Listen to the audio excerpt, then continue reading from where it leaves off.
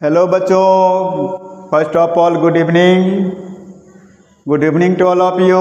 आज हम लोग PYQ सेशन स्टार्ट करने जा रहे हैं और ये सेशन आपके लिए बहुत ही ज़्यादा इम्पोर्टेंट होने वाला है क्योंकि आप बोर्ड एग्जामिनेशन 2026 में अपेयर होने वाले हैं।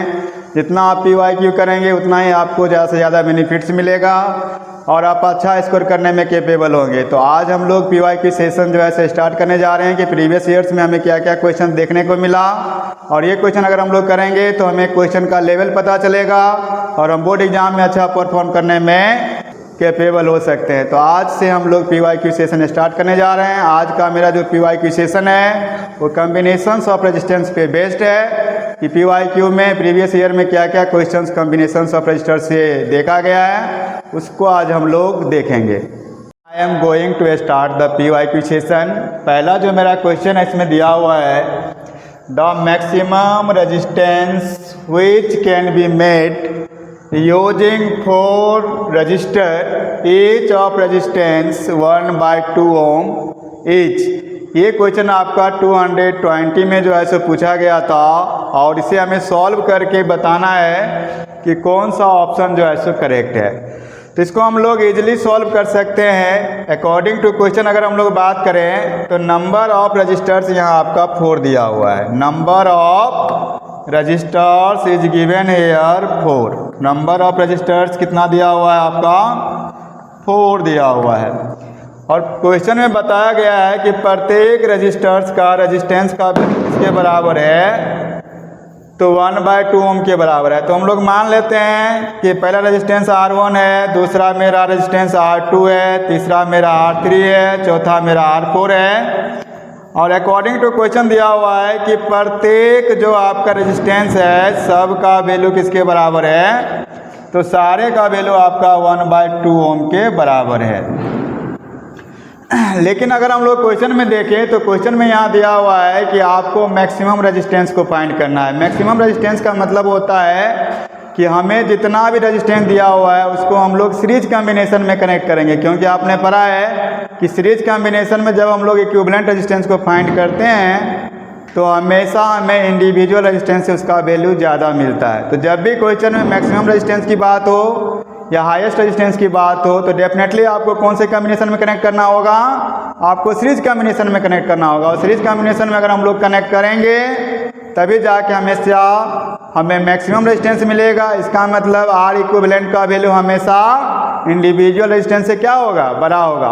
तो यहाँ हमें करना क्या है हमें यहाँ करना ये है कि हमें जो है सो मैक्सिमम रेजिस्टेंस फाइंड करना है और मैक्सिमम रेजिस्टेंस का यहाँ मतलब ये है कि जितने भी रजिस्टर्स दिया हुआ है सारे को हम लोग कौन से कॉम्बिनेशन में कनेक्ट करेंगे तो हम लोग इसको सीरीज कॉम्बिनेशन में क्या करेंगे कनेक्ट करेंगे। मैक्सिमम रेजिस्टेंस हमें जब भी फाइंड करना होगा तब हम लोग कौन से कॉम्बिनेशन के बारे में बात करेंगे सीरीज कॉम्बिनेशन के बारे में बात करेंगे।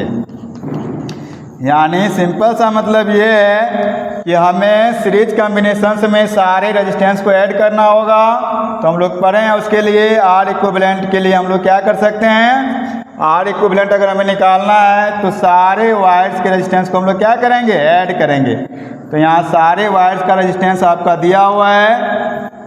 पहले वायर का रेजिस्टेंस R1 है, दूसरे का R2, तीसरे का R3, चौथे का R4। सारे के वैल्यू को हम लोग क्या करेंगे ऐड करेंगे। यहाँ लें प्रत्येक का वैल्यू किसके बराबर है 1/2 के बराबर है। 1/2 प्लस 1/2 प्लस 1/2 प्लस 1/2 यानी हम लोग देखते हैं यहाँ से 1/2 मिलके 1 हो गया। ये 1/2 मिलके आपका 1 + 1 बराबर 2 ओम आपका क्या हो जाएगा मैक्सिमम रेजिस्टेंस का वैल्यू हो जाएगा और यही मेरा राइट आंसर होगा। हम लोग नेक्स्ट PYQ क्वेश्चन की ओर मूव करते हैं। एक क्वेश्चन दिया हुआ है आपका ए 4 identical registers.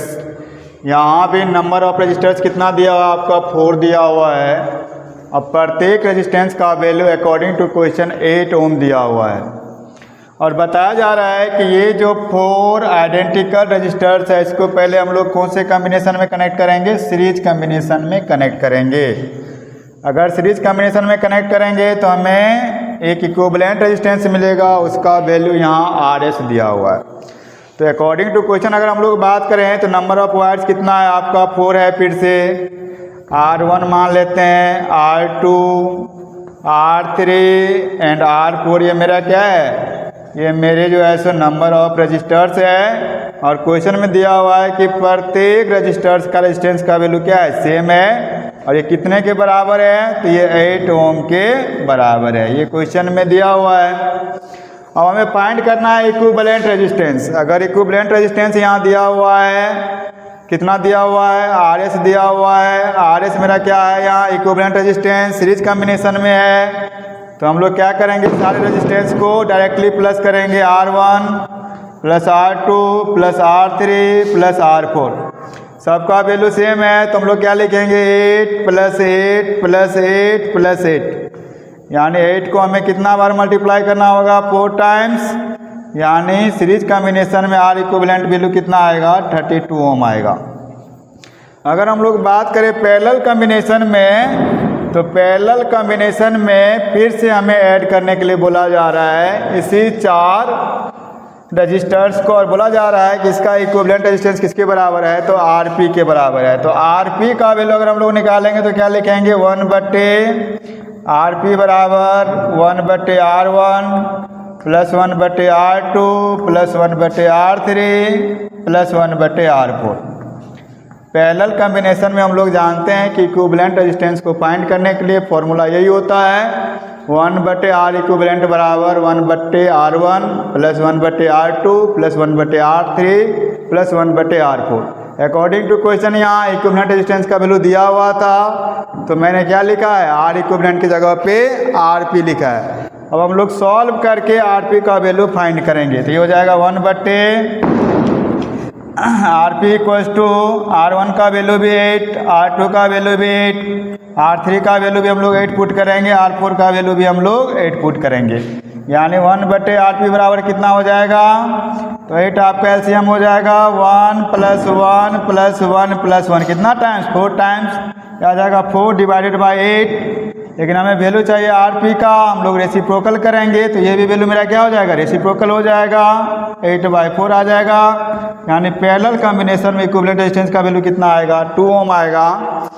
According to question यहाँ दिया हुआ है कि you have to find the ratio RS/RP का वैल्यू हमें चाहिए। RS का वैल्यू हम लोग फाइंड किए हैं 32 ओम, और RP का वैल्यू कितना है, 2 ओम है। ओम से ओम कैंसिल हो जाएगा, 2 से कैंसिल अगर करेंगे तो ये 16 आ जाएगा। यानी रेशियो कितना हो जाएगा इसका, तो RS/RP का जो वैल्यू आएगा ये आपका 16 आएगा, और यही मेरा क्या हो जाएगा, राइट आंसर हो जाएगा। तो अब हम लोग नेक्स्ट PYQ क्वेश्चन की ओर मूव करेंगे। ये क्वेश्चन आपका 22-23 में पूछा हुआ है, और ये क्वेश्चन जो है सो आपका सर्किट डायग्राम यहाँ दिया हुआ है। सर्किट डायग्राम की हेल्प से जो क्वेश्चंस दिए हुए हैं उसको हम लोग सॉल्व करेंगे। तो हम लोग क्वेश्चन की ओर मूव करते हैं। क्वेश्चन दिया हुआ है, इन द गिवन सर्किट, आपको दिख ही रहा है कि सर्किट डायग्राम जो है सो दिया हुआ है। हमें क्या करना है, तो हमें टोटल रेजिस्टेंस जो है सो इस सर्किट का फाइंड करना है। और दूसरा क्वेश्चन ये दिया हुआ है कि आमीटर से कितना करंट फ्लो होगा, ये हमें फाइंड करना है। तो हम लोग यहाँ बात करेंगे, तो यहाँ नंबर ऑफ रजिस्टर्स मेरा 3 दिया हुआ है। नंबर ऑफ रजिस्टर्स अगर 3 है तो सबसे पहले हमें क्या फाइंड करना होगा, तो हमें सबसे पहले इक्विवेलेंट रेजिस्टेंस फाइंड करना होगा। इक्विवेलेंट रेजिस्टेंस अगर हम लोग फाइंड करेंगे, क्योंकि यहाँ number of resistors more than 1 है, इक्विवेलेंट रेजिस्टेंस सबसे पहले हमें फाइंड करना होगा। तो हम लोग क्या करते हैं, R इक्विवेलेंट को फाइंड करने के लिए सबसे पहले हम लोग क्या करेंगे, ये जो मेरा सेल है इसका पोटेंशियल डिफरेंस दिया हुआ है 6 वोल्ट। हम लोग सेल से क्या करेंगे, पहले करंट को ड्रॉ करेंगे। यानी हम लोग क्या कर रहे हैं, I करंट को जो है सेल से ड्रॉ कर रहे हैं, और ये आपका वायर है। I करंट जो है सो यहाँ फ्लो करता हुआ जो है सो आएगा, और फाइनली यही I करंट कहाँ इंटर करेगा, आमीटर में इंटर करेगा। क्योंकि हम लोग जानते हैं कि आमीटर जो है ना इलेक्ट्रिकल सर्किट में हमेशा सीरीज कॉम्बिनेशन में कनेक्ट होता है, और सीरीज कॉम्बिनेशन में अगर कनेक्ट है तो जितना करंट आमीटर से पास करेगा वही क्या होगा, आमीटर का रीडिंग होगा। तो यहाँ हम लोग देख रहे हैं कि यही आई करंट कहाँ से पास हो रहा है, एमीटर से पास हो रहा है। अब फाइनली आई कहाँ आएगा आपका, यहाँ आएगा, और यहाँ भी आपका आई ही जो है सो करंट रीच करेगा। लेकिन जब यहाँ करंट पहुँचेगा तो करंट के लिए मल्टी पाथ अवेलेबल है, यानी कुछ करंट आपका इधर से पास करेगा। मान लेते हैं I1 करंट पास हो रहा है इधर से आपका I2 करंट जो है सो आपका पास हो रहा है। आपको दिख रहा होगा कि ये जो रेजिस्टेंस आपका 10 ओम का है और 50 ओम का है, इससे I1 करंट ही पास हो रहा है। लेकिन हम लोग बात करेंगे तो 30 ओम से मेरा I2 करंट पास हो रहा है। इधर से आपका I1 आया, इधर से आपका I2 आया, और दोनों करंट फिर से क्या हो गया, मर्ज होके I बन गया। और सेल से हम लोग I करंट को ड्रॉ किए थे, और फाइनली सेल को हम लोग I करंट क्या कर दिए, रिटर्न कर दिए। तो सबसे पहले आपको करंट के फ्लो का डायरेक्शन जो है सो दिखाना होगा सर्किट में, कि करंट जो है सो कैसे फ्लो हो रहा है। यहाँ जब हम लोग देख रहे हैं तो यहाँ दो रजिस्टर्स है, एक का नाम 10 ओम है, दूसरा का नाम 50 ओम है। दोनों आपका सीरीज कॉम्बिनेशन में होगा, क्योंकि आपको दिख रहा है कि दोनों से I1 करंट ही पास हो रहा है। हम लोग क्या करेंगे, इस दोनों वायर को हम लोग हटा के सिंगल वायर लगाएंगे। हम लोग दोनों वायर को हटा के क्या करेंगे, सिंगल वायर लगाएंगे। यानी ये 10 ओम और आपका 50 ओम से कॉम्बिनेशन में है, तो 10 ओम और 50 ओम आपका सीरीज कॉम्बिनेशन में है। सीरीज कॉम्बिनेशन में इक्विवेलेंट निकालना हम लोग जानते हैं। दोनों के रेजिस्टेंस की वैल्यू को हम लोग क्या करेंगे, ऐड करेंगे। तो एक आपका 10 है, दूसरा 50 है, दोनों को ऐड करेंगे तो कितना आ जाएगा, 60 ओम आ जाएगा। यानी दोनों वायर को मैंने सिंगल वायर से रिप्लेस कर दिया है। अब हम लोग आगे अगर बात करेंगे तो इसके नीचे आपका क्या लगा हुआ है, 30 ओम लगा हुआ है। जैसे सर्किट है वैसे ही हम लोग यहाँ फिर से ड्रॉ कर लेंगे। तो ये मेरा 60 ओम ऊपर वाला है, नीचे वाला मेरा 30 ओम है। नीचे वाला मेरा कितना ओम है, 30 ओम है। ये हमें दिख रहा है अभी। और हम लोग क्या करेंगे, फिर से इसको सेल से हम लोग कनेक्ट कर लेंगे। सेल से हम लोग कनेक्ट करेंगे इसको।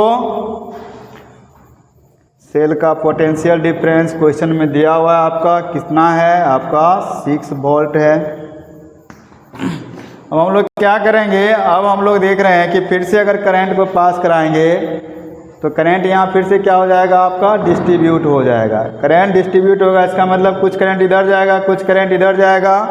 इसका मतलब फिर से ये कौन से कॉम्बिनेशन में है, पैरेलल कॉम्बिनेशन में है।